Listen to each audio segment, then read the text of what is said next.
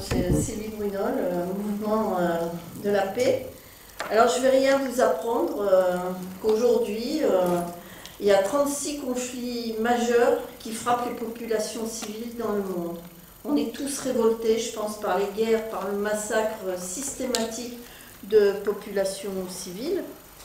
Et les gouvernements successifs de Macron réorganisent la production vers une économie de guerre en augmentant considérablement le budget militaire. Et ce glissement actuel là, du monde vers des guerres et des violences appelle à des actes de résistance. Alors le collectif de Montpellier, à l'initiative de cette semaine de la paix, pense plus que jamais, comme le collectif national des marches de la paix qui avait été créé en 2016, que la situation, alors je cite, la situation internationale nécessite une mobilisation accrue des opinions publiques en faveur de la paix pour dire stop les guerres, stop les violences, stop la misère, stop les massacres de populations civiles. Ensemble, agissons pour construire un monde de justice, de solidarité et de paix, car pour son avenir, l'humanité n'a d'autre chemin que la paix. Mais les mots ne sont pas suffisants. Nous avons voulu vous montrer ce soir deux exemples différents de mobilisation sur le thème qu'on a choisi pour cette conférence, Agir pour le désarmement. Donc à ma gauche, un exemple de mobilisation citoyenne avec Patrice Bouvray de l'Observatoire des armements et membre d'ICAM. Et un autre exemple, l'exemple syndical avec Greg Lewandowski, c'est bien ça, de la CGT Thales. Merci d'être venu débattre sur ces questions-là, puisque ce qui manque en France, c'est justement de débattre des questions de la place du militaire au niveau français.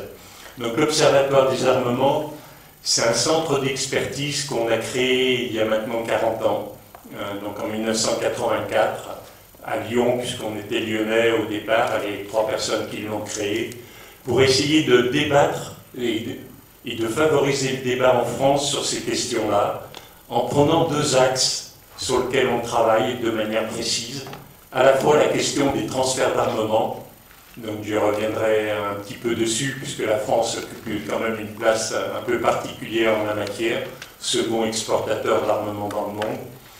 Et puis le deuxième axe, c'est la question de l'élimination des armes nucléaires, avec un angle encore plus précis, qui a été la question des victimes des essais nucléaires, donc, sur lequel on a beaucoup travaillé et sur lequel qui a permis d'obtenir quelques avancées, même si on est encore loin d'une prise en charge et une prise en compte de l'ensemble des victimes des essais nucléaires français qui ont été faits en Polynésie et en Algérie. Je devrais dire plutôt l'inverse, en Algérie d'abord et ensuite en Polynésie.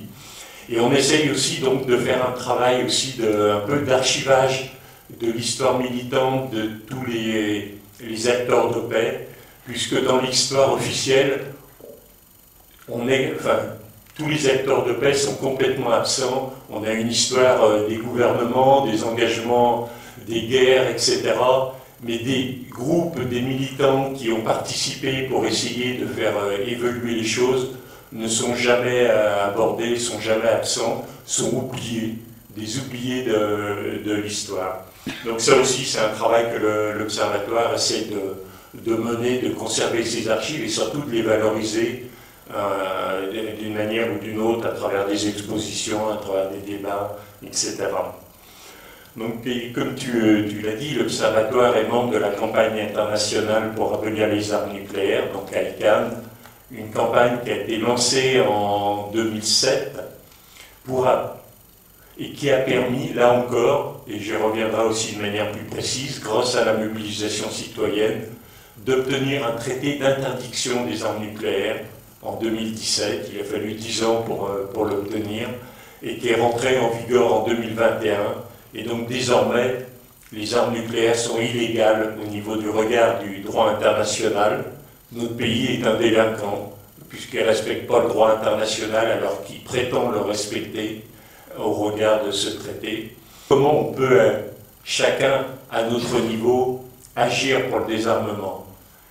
Et aboutir surtout à des résultats, parce que face à la problématique de la guerre, on se sent souvent impuissant à agir, ou que ce qu'on peut faire, ça pèse pas dans ce qui se passe, alors que c'est pas complètement vrai. On arrive à agir à plusieurs conditions. La première, c'est effectivement de s'inscrire dans la durée.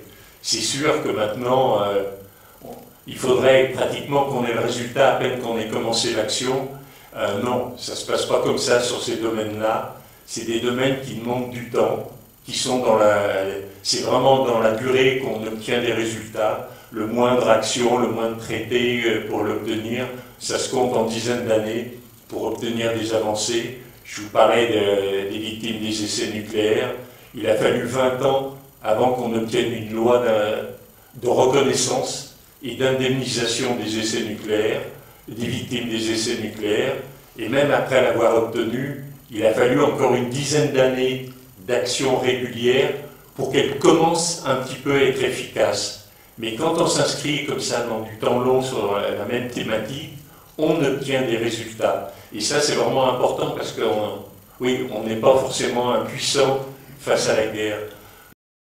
Le deuxième élément que je voulais mettre en avant aussi, c'est qu'une fois que les guerres sont déclenchées, c'est vrai qu'on se sent impuissant et souvent, là, ce qu'il nous reste à faire, c'est essentiellement de la solidarité avec les victimes. On peut difficilement, nous, en tant que société civile, citoyens, on a du mal à enrayer effectivement un conflit une fois qu'il est enclenché. Mais ce qu'on oublie de faire, c'est qu'une guerre, ça se prépare. Elle ne se déclenche pas comme ça. Et là où on a un pouvoir relativement plus important, c'est aussi sur la préparation de la guerre. Et c'est avant que la guerre se déclenche qu'il faut essayer d'agir, justement en essayant d'agir sur le commerce des armes, puisqu'avant que les conflits se déroulent, il y a des armes qui sont fabriquées, il y a des armes qui sont vendues. Et là, on peut essayer d'agir avant. Et aussi par rapport à l'arme nucléaire, c'est un peu la même chose. Il faut espérer qu'on arrive à les éliminer avant que les armes nucléaires soient utilisées, puisqu'on sait très bien ce que ça signifie le jour où elles sont utilisées.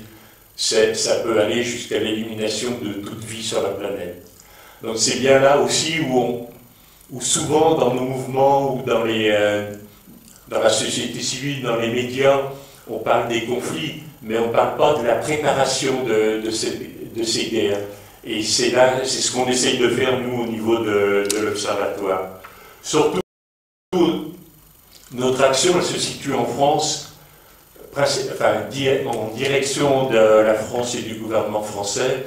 Non pas que la France est pire que certaines autres puissances, mais tout simplement parce que c'est là qu'on peut agir.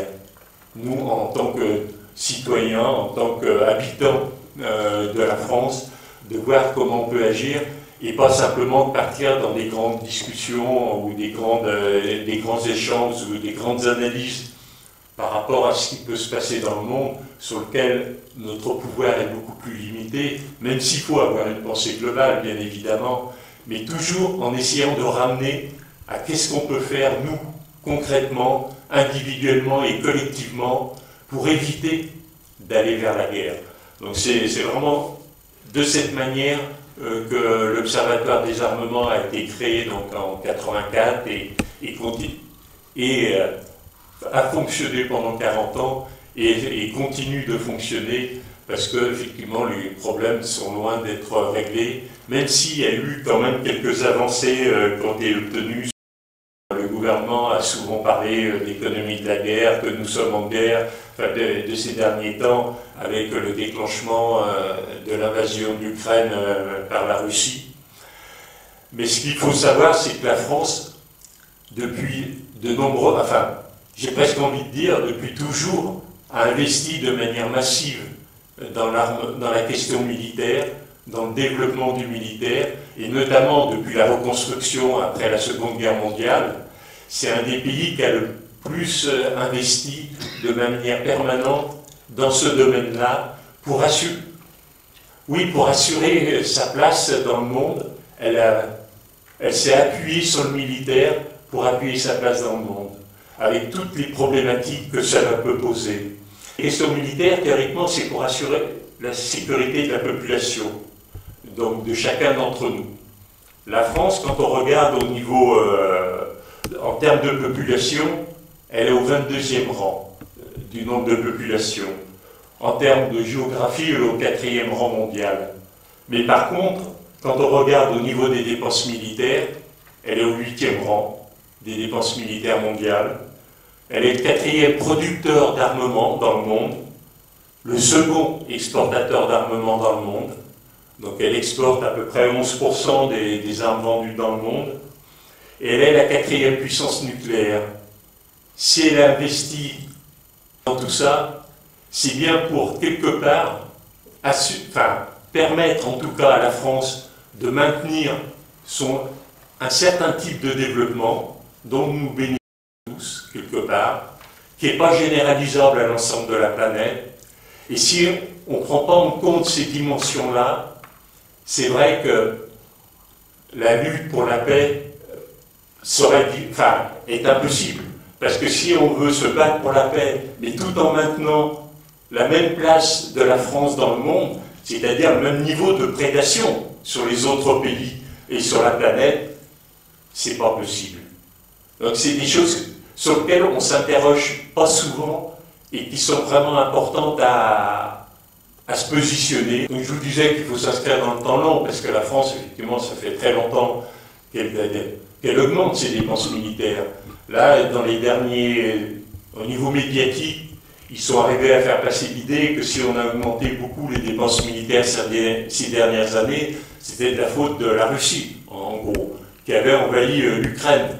Et donc il fallait bien développer, relancer la course aux armements. Alors qu'en fait, quand on regarde les chiffres, la course aux armements, donc l'augmentation régulière du budget militaire de la France, n'a jamais cessé. Elle n'a jamais cessé. Elle a toujours continué d'augmenter. Même après la chute du mur de Berlin et l'effondrement de l'Union soviétique, où on nous a parlé des dividendes de la paix, que ça allait permettre d'encaisser les dividendes de la paix, la France est un des rares pays, d'ailleurs au niveau de l'Union européenne, à ne pas avoir pratiquement diminué son budget militaire, mais avoir continué. Alors il s'est ralenti, l'augmentation s'est ralentie, mais l'augmentation a continué.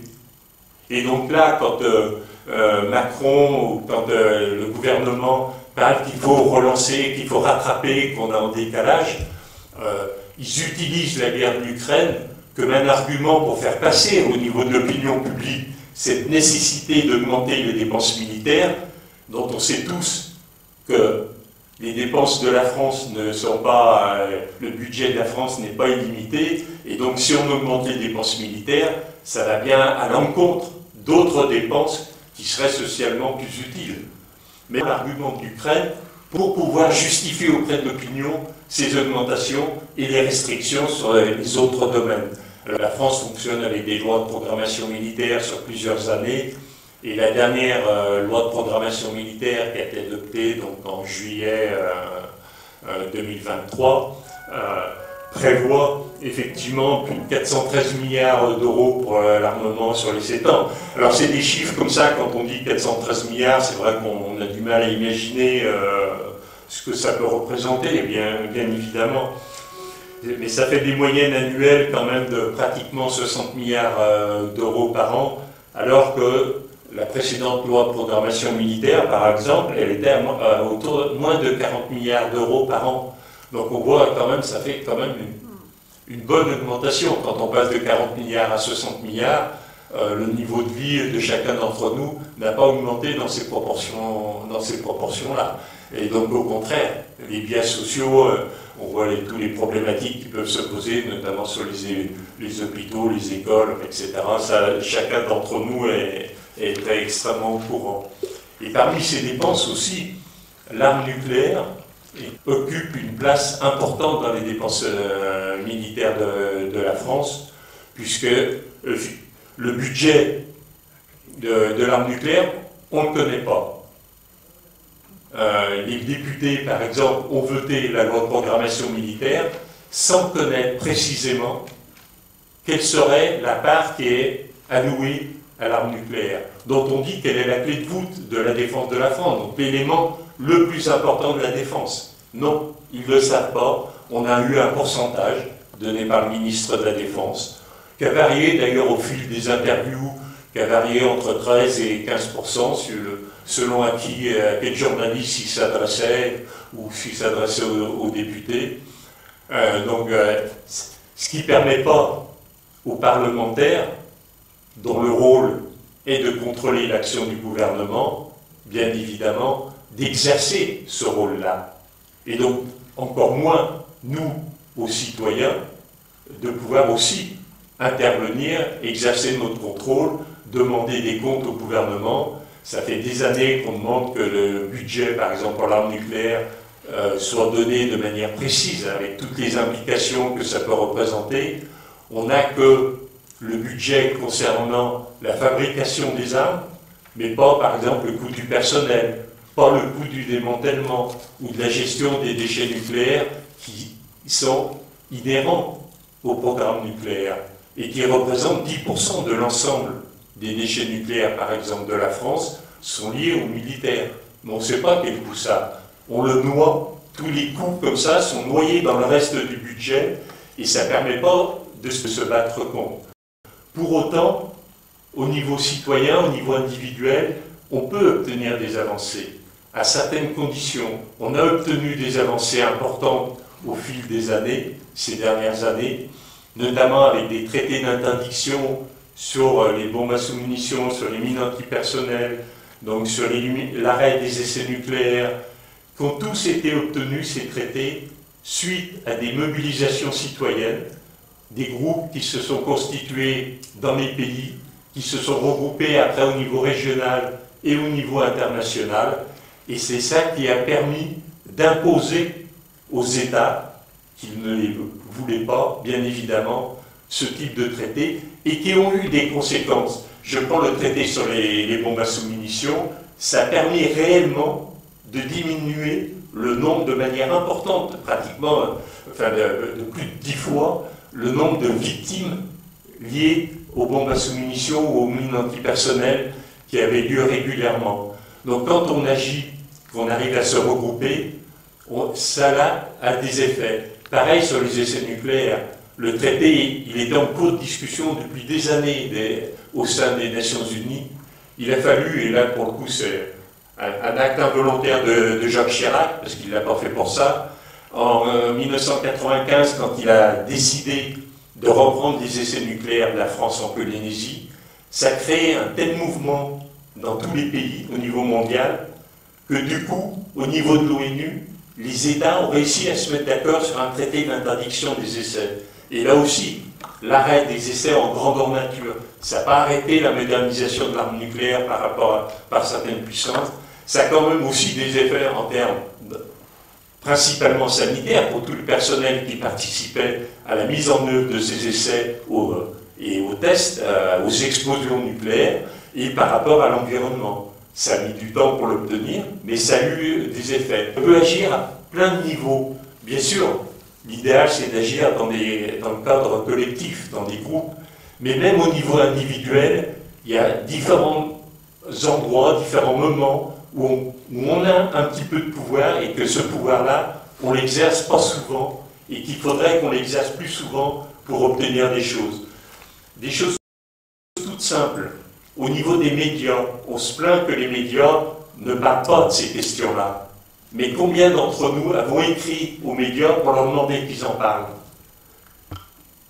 Courrier des lecteurs, par exemple, mais pas que, de leur envoyer, d'interpeller les journalistes quand on voit des articles qui nous surprennent, avec lesquels on n'est pas d'accord. Il faut le faire. Ils ne reçoivent pas tant que ça du courrier des lecteurs. Et quand il y en a, ça a de l'effet. Ça les oblige déjà à répondre, mais aussi les fois suivantes de faire attention. Parce qu'ils savent qu'on lit leurs articles et on réagit à leurs articles. En tant que citoyen aussi, on vote régulièrement, que ce soit le présidentiel ou les législatives, mais après on ne va pas demander des comptes, surtout au niveau des législatives, à nos parlementaires. On leur a donné notre voix. Qu'est-ce qu'ils en ont fait? Il ne suffit pas d'attendre 5 ans pour le vote suivant. On peut aller au quotidien, même si ce n'est pas celui pour qui on a voté, il est censé nous représenter. Qu'est-ce qui fait de notre voix? Et si on va les interpeller régulièrement, ça a aussi de l'effet, bien évidemment.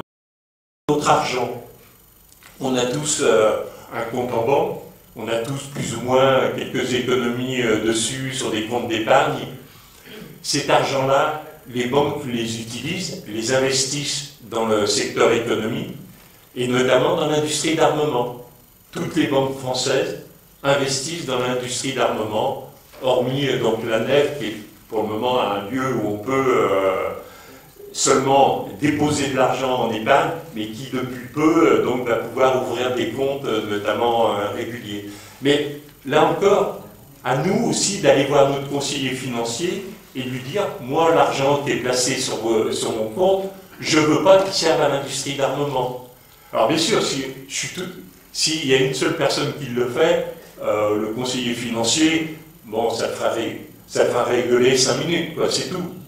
Mais si on est un certain nombre à aller interpeller nos banques, et puis bon, après les groupes peuvent faire aussi des actions de banque, etc., les banques seront obligées d'en tenir compte.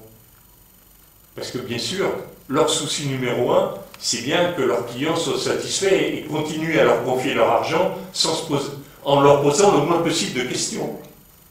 Et c'est là où on peut se réapproprier, nous, du pouvoir, et qui est vraiment important à faire, individuellement comme collectivement. On n'a pas juste une question qui dépend de l'ONU, des gouvernements ou des élus. Merci.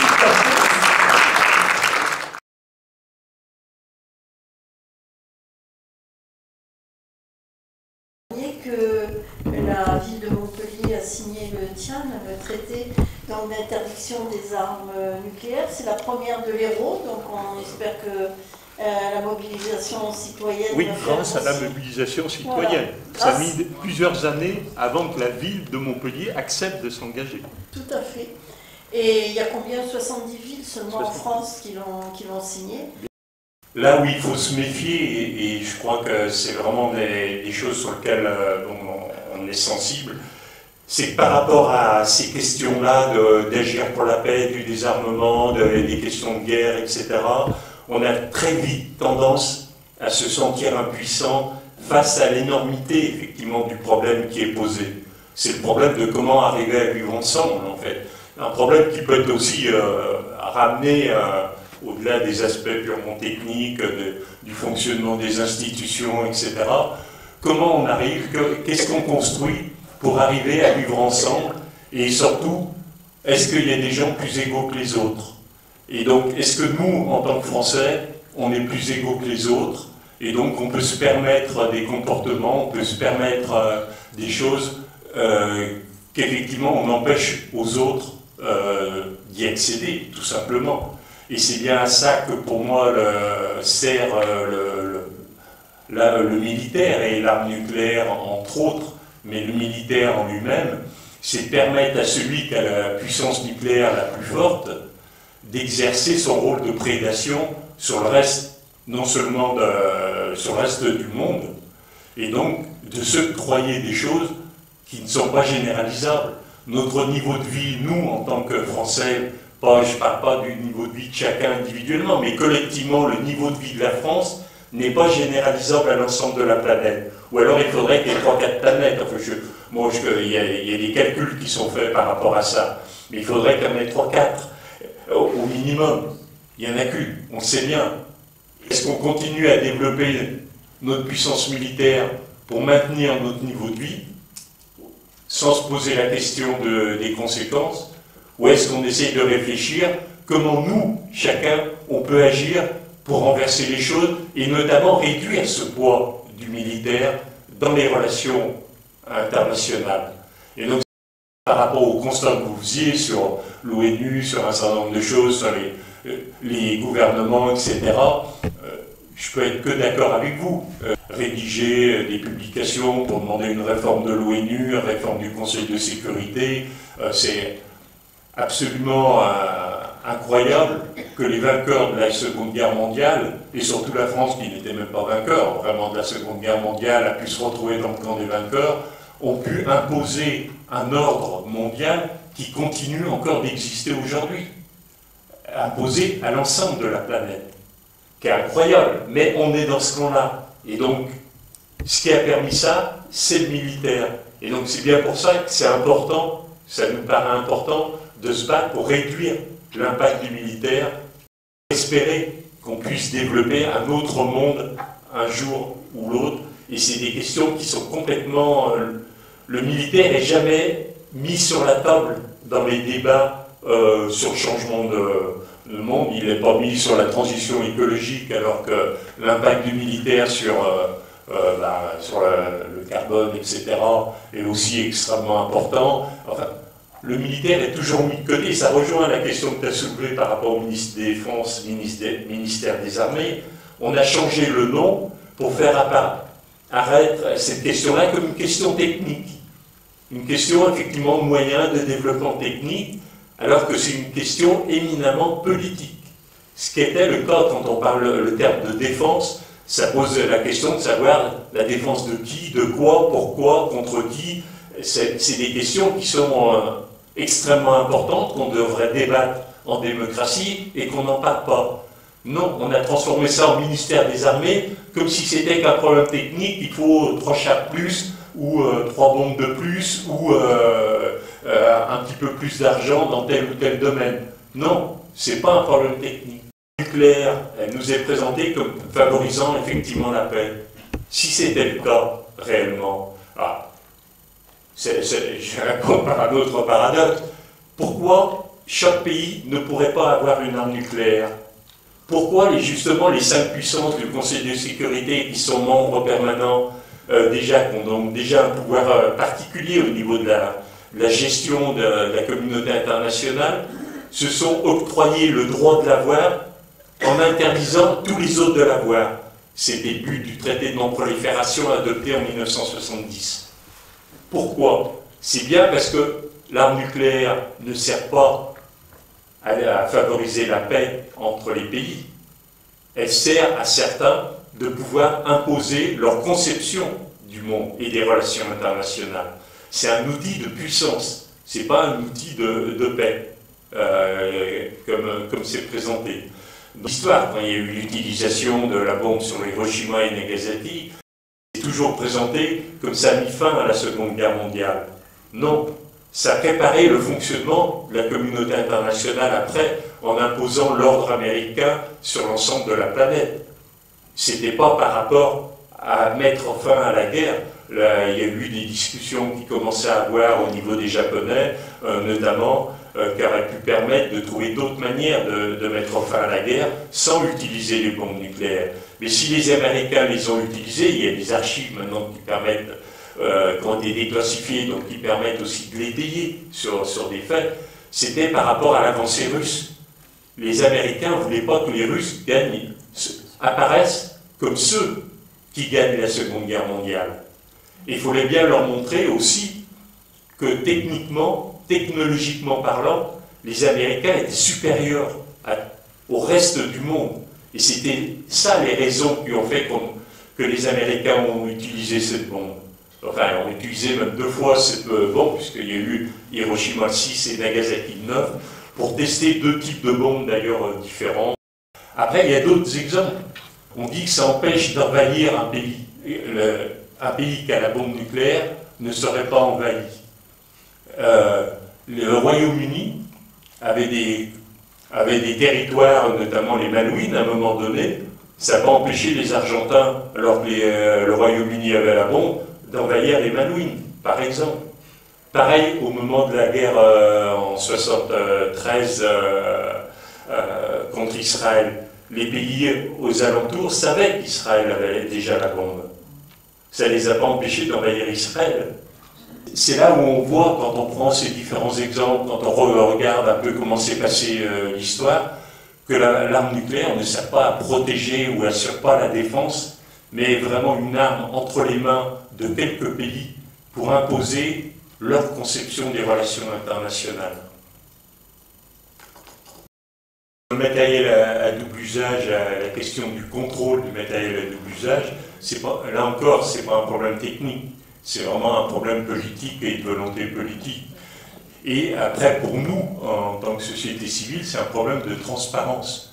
On a pratiquement, enfin, on a un début de transparence sur le matériel à double usage. C'est-à-dire que suite, justement, c'est un peu une résultante d'ailleurs des campagnes qui ont été menées contre la livraison de matériel en Arabie Saoudite, etc., au moment de la guerre du Yémen, a été mis en place par le ministère donc, de l'économie un rapport sur le matériel à double usage. Donc tous les ans, il publie un rapport depuis maintenant, ça fait 2 ans. Il y a 2 éditions qui ont été publiées, où il donne la quantité de matériel double usage livré par pays et par grande catégorie. Mais on n'a que des montants financiers. Donc derrière des montants financiers, on ne sait pas ce qu'il y a. Et donc ça ne permet pas réellement après d'interpeller. Alors on voit des choses qui sont surprenantes, effectivement, et notamment par rapport à Israël, où les chiffres entre 2022 et 2023, parce que les chiffres, on vient seulement d'avoir là, début septembre, les chiffres de 2023. Donc c'est-à-dire le matériel, il y a longtemps qu'il a été livré, qu'il a pu être utilisé avant qu'on puisse s'en emparer pour interpeller les pouvoirs publics. On voit une augmentation énorme des biens à double usage qui ont été livrés entre 2022 et 2023. 2022, alors je n'ai pas pris mes chiffres de manière précise, mais on était autour de 35 millions de matériel à double usage livré. Donc des composants qui peuvent rentrer après dans les munitions ou dans les armes qui ont été livrées à Israël. En 2023, on est à plus de 120 ou 130 millions. C'est tout le problème de se saisir de ces données pour pouvoir interpeller. Les parlementaires devraient pouvoir exercer ce travail-là, mais ne le font pas, n'ont pas les moyens de le faire quand ils ont des rapports extrêmement trop tardifs pour pouvoir interpeller. Alors normalement, là aussi, résultant des campagnes qui ont pu être menées depuis des années, où on demande qu'il y ait une commission au niveau du Parlement qui puisse être chargée de suivre les exportations d'armes de la France et pouvoir contrôler l'action du gouvernement. Elle a été mise en place dans le cadre de la loi de programmation militaire, adoptée en juillet 2023. Elle a toujours pas été. Enfin, le principe a été mis en place dans cette loi de programmation militaire. C'est un contrôle a posteriori, ce n'est pas un contrôle a priori, bien évidemment, pas avant que les exportations aient eu lieu, c'est un contrôle après. Elle aurait dû être mise en place, elle ne l'a toujours pas été. Avec la dissolution, ça va être reporté. Elle va mettre encore un certain temps avant que les parlementaires soient nommés, et elle est extrêmement limitée, il y a 6 personnes dedans, et qu'après on puisse les interpeller pour qu'elles commencent à avoir un rôle actif. Toujours en retard par rapport à ce qui s'est passé. Et on n'y arrive pas. Cette commission, ça fait 30 ans qu'elle a été demandée par des parlementaires et par des mouvements. On l'a obtenue donc en 2023. Et c'est là où on retombe sur la question du temps long. On dit qu'on est les seconds exportateurs d'armement au niveau mondial, derrière donc, les États-Unis. Mais si on ramène ça par tête d'habitant, puisque c'est la France qui vend, donc c'est chacun de nous, on est largement les premiers.